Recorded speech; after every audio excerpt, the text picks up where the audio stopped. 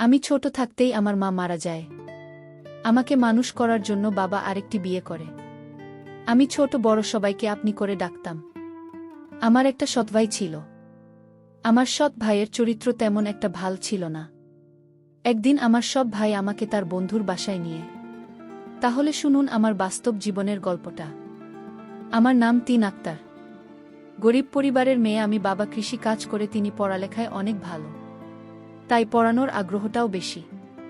তিনাকে পড়াতে চাই, তাই তো কষ্ট করে হলেও ভার্সিটিতে ভর্তি হয়েছে। আজই গ্রাম থেকে এসেছে সে, এমন এক অবস্থায় পড়েছে। তিনা দেখতে অসম্ভব সুন্দর, অনেক নরম মনের, যখন তখন যাকে তাকে বিশ্বাস করে ফেলে।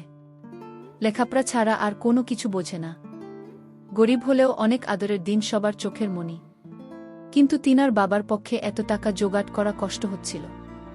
কোথা থেকে এত টাকা আনবে? মেয়েটার বড় ইচ্ছা কলেজে লেখাপড়া করে বড় কিছু হওয়ার।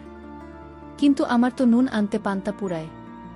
আমার বাবা রাত দিন পরিশ্রম করে আমার লেখাপড়ার খরচ বের করত। কিন্তু বাবার কষ্ট আমার কিছুতেই সহ্য হতো না।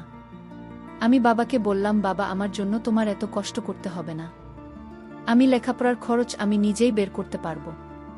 বাবা বলল, তুই কেমন পারবি? বাবা, তুমি কোনো চিন্তা করো না, শুধু আমার প্রতি দোয়া রাখ। আমি ভার্সিটিতে পড়ালেখা করব বাবা, এটা আমার স্বপ্ন। আমার একটা সতভাই ছিল। আমার মা ছোটবেলায় মারা যান, কিন্তু আমার বাবা আর একটি বিয়ে করেন। কারণ সংসারের রান্না বান্না করার মতো কোনো লোক ছিল না, আর তাই বাধ্য হয়ে বাবা বিয়েটা করল। আমার সৎ মা ও আমাকে খুব ভালোবাসেন, নিজের মায়ের মতো আমিও দেখি। কিন্তু আমার একটা সৎ ভাই ছিল, তার নাম জিসান। সে লেখাপড়ায় খুব কাঁচা। লেখাপড়া না করে সারাদিন আড্ডা মারে বন্ধুদের সাথে। লেখাপড়ার প্রতি তার কোনো আগ্রহ নেই। আমার সৎ ভাইয়ের কোনো মতো ভালো না। সে কিছুদিন আগে বন্ধুদের সাথে ঝগড়া করেছে, একটা ছেলেকে মেরেছে। কিন্তু এই ছেলের চিকিৎসার সমস্ত করছি আমার বাবার বহন করতে হয়েছিল। আমার বাবার কথার অবাধ্য থাকতে সবসময়। আমি এত ভালো লেখাপড়া করি, তার প্রশংসা শুনলে তার মাথা নিচু হয়ে যেত। আমার প্রশংসা সে কিছুতেই সহ্য করতে পারত না, কারণ আমি তার সৎ বোন ছিলাম। নিজের আপন বোন হলে আজ সে খুশি থাকত হয়তো। যাই হোক, আমার সৎ ভাই কিছুদিন পর একটা মেয়েকে পছন্দ করে। তাকে সে বিয়ে করতে চায়, কিন্তু তার তো কোনো কর্ম নেই, বিয়ে করে কিভাবে সংসার চালাবে? বাবা তাকে নিষেধ করেছে যে তুমি এখন বিয়ে করতে পারবে না, আগে একটা চাকরি করো, তারপর দেখা যাবে। আমার সৎ ভাই তখন বাবার সাথে রাগারাগি করল। বলল, মেয়েকে না পেলে সে বাঁচবে না, নিজেও মরে যাবে, আর কত কি বলতে লাগল। আমার ভাই বাবার সাথে রাগ করে বাড়ি থেকে চলে গেল। একটা বেসরকারি প্রতিষ্ঠানে চাকরি নিল আমার সৎ ভাই। এর মধ্যে মেয়েটির বিয়ে হয়ে যায় অন্য জায়গায়, যার জন্য সে চাকরি নিল তাকে পেল না। আমি তাকে সান্ত্বনা দিলাম, ভাইয়া, আমি তোমাকে এর চেয়ে ভালো মেয়ে আমার ভাইয়ের জন্য নিয়ে আসব। সে তখন আমায় বলল, আপু, তবে একটা কথা বলি। আমি বললাম, কি কথা ভাইয়া? জিসান বলল, আমি তো লেখাপড়ার সমস্ত খরচ আমি দেব, আমি তো স্বপ্ন পূরণ করব। এই কথা শুনে আমার ভালো লেগেছিল, কিন্তু হঠাৎ এত মায়া আমার জন্য কেন হলো তা নিয়ে আমার মনে কৌতূহলের সৃষ্টি হলো। আমি বললাম, ভাইয়া থাক, তোমার কষ্টের টাকা দিয়ে আমার লেখাপড়া করতে হবে না। ভাইয়া তখন বলল, তাহলে তুই আমাকে পর ভাবিস। আমি তার উত্তরে বলেছিলাম, পরে ভাবো কেন, তুমি তো আমার ভাইয়া। কিন্তু আমার খুব স্বপ্ন ছিল কলেজে লেখাপড়া করার, আর তাই রাজি হলাম। ভাই, আর কোথায়? ভাইয়া বলল, তুমি রাজি হয়েছ, আমার টাকায় লেখাপড়া করবে। তবে আপু, আমার একটা কথা তোমার শুনতে হবে। আমি বললাম, কি কথা শুনতে হবে? তখন সে বলল, পরে বলবো, তবে আমি যা বলি তাই তোমার শুনতে হবে আপু। আমি বললাম, ঠিক আছে, আগে কলেজে ভর্তি হওয়ার টাকা দাও, তারপর দেখি। তখন আমার ভাইয়া ভার্সিটিতে ভর্তি হওয়ার জন্য টাকা দিল। আমি কলেজে ভর্তি হলাম। আমার এত ভালো লাগছিল। আমি লেখাপড়া করব, ভালো একটা চাকরি করব। আমি ভার্সিটিতে যেদিন প্রথম পা রাখলাম, আমি এত বড় ভার্সিটি দেখে অবাক হয়ে তাকিয়ে দেখছে, আর ভাবছে এত বড় ভার্সিটিতে পড়ব। আমি চারপাশে দেখছে আর খুশি মনে হচ্ছে। গত ছাত্রছাত্রী ঘুরে বেড়াচ্ছে, আশেপাশে বড় বড় বিল্ডিং, রাস্তা দিয়ে হেঁটে যাচ্ছে আর স্বপ্নে রাজ্যের কথা ভেবে চলেছে। একটু পর পর চোখের চশমাটা ঠিক করছে, এটা তিনি একটা অভ্যস্ত হতে গেলে। তিনি ইচ্ছে ছিল এমন বড় ভার্সিটিতে লেখাপড়া করার, আজ তা পূরণ হতে যাচ্ছে। ভাবতে খুশি লাগছে। হঠাৎ কারো সাথে ঠাস করে করে ধাক্কা খেয়ে নিচে পড়ে গেলাম। স্বপ্নের কথা ভাবতে ভাবতে একটু বেশি অন্যমনস্ক হয়ে গেছিলাম। নিচে পড়ে উপরে তাকাতেও পারলাম না। তার আগেই কেউ ঝড়ের গতিতে আমাকে উঠিয়ে ঠাস করে চর বসিয়ে দিল। আমি অবাক হয়ে সামনের মানুষটার দিকে তাকিয়ে আছি। একটা মেয়েকে দেখলাম, তাকে দেখে মনে হল কোনো বড় লোক ঘরের মেয়ে। সে আমাকে বলল, তোর তো সাহস কম না, আমাকে ধাক্কা দিস আমাকে। আরও কয়েকটা ছেলে মেয়ে ছুটে এল মেয়েটার কাছে। শুধু না, কি হয়েছে রে? এই মেয়েটার জন্য আমি পড়ে গেছিলাম। ওর সাহস কি করে হলো আমাকে ধাক্কা দেওয়া হয়? কে এই মেয়ে? নতুন মনে হচ্ছে এই মেয়ে কখনো ভার্সিটিতে ভর্তি হল। শুধু আমার বন্ধুরা বলল তারা এই মেয়ে নতুন হলে তোকে দেখে ছাড়ব। সুরমার বন্ধুর আমি বলল, ঠিক বলেছিস, সুরমার শাস্তিটাও হয়ে যাবে। কিন্তু রাহুল তো এখনো আসে নাই। ওকে ছাড়াই কি করবি? ও আসলে হবে না। এর আগে মেয়েটাকে ধাক্কা মেরে ফেলে দেওয়া শাস্তি দিতে হবে। আমি ওদের কথার কোনো কিছু বুঝতে পারছি না।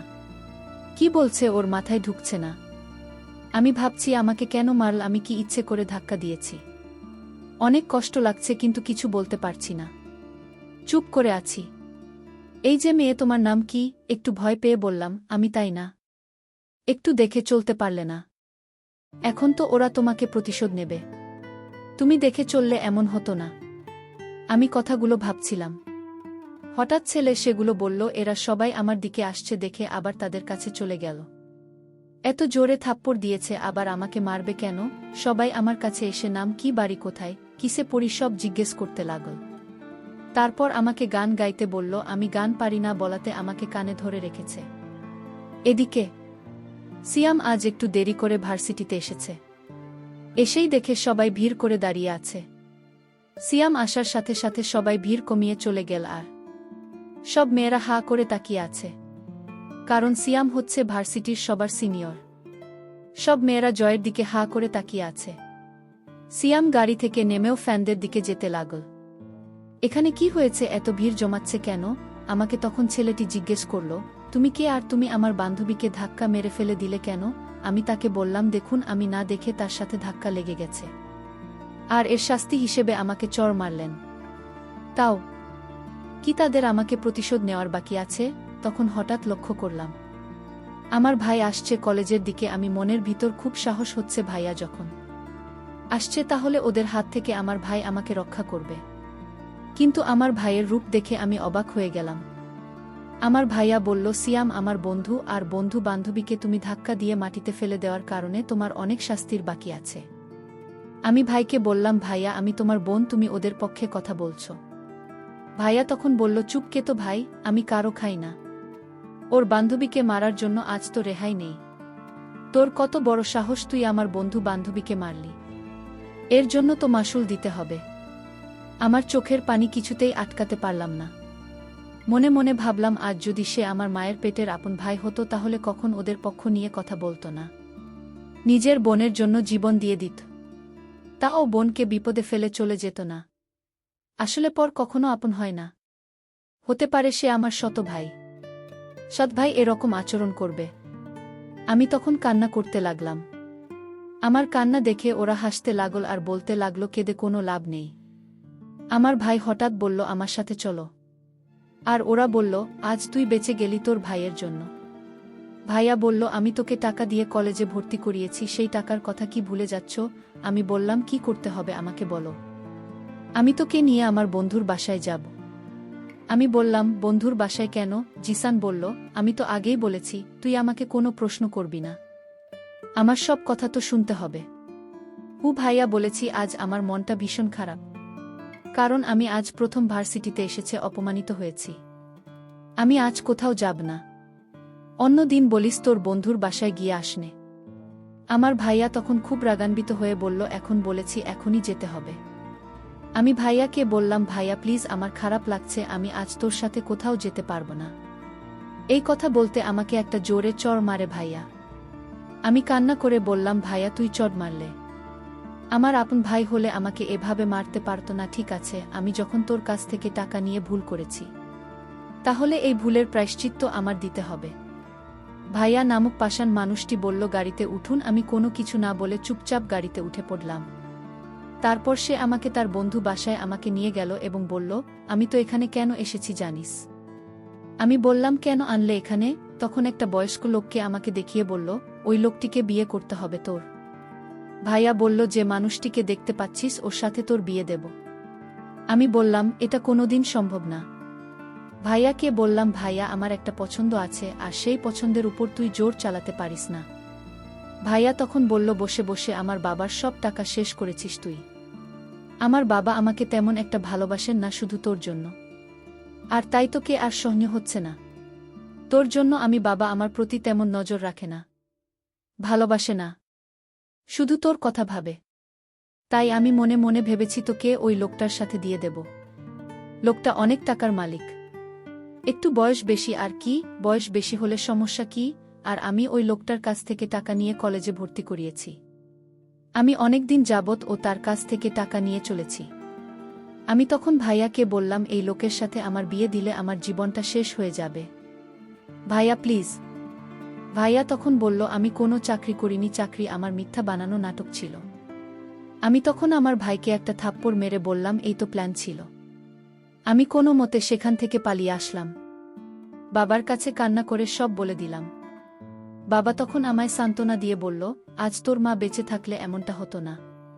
তোর ভাইটা কার কাছে বিক্রি হয়ে গিয়েছে, যে ভাই টাকার লোভে পড়ে নিজের বোনকে একটা বয়স্ক লোকের সাথে বিয়ে দিতে চায়। সে তো ভাই না। তোর ভাই নিজের স্বার্থের জন্য তোকে কলেজে ভর্তি করল। ও দিন দিন ও আরও অভদ্র হয়ে যাচ্ছে। আমি বাবাকে বললাম, বাবা তুমি ওকে এখন কিছু বলবো না।